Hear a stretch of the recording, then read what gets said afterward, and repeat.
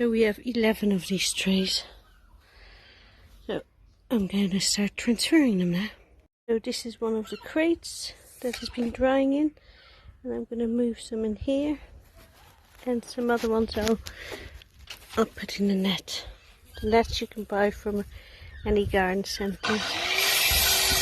But Mark's made these crates, and I think they'll be very useful for storing onions. I'm scraping some of the onion leaves off. That's why they look a bit cleaner in there. Some come off quite easily, but it doesn't really matter if they don't come off easily.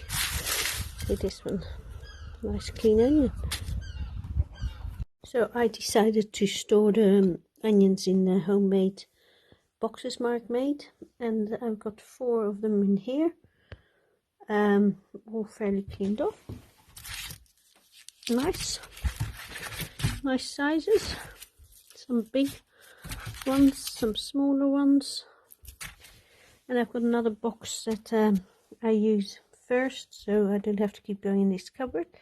This is my shoe cupboard, my coat cupboard, so it's cool, and they will store well in here.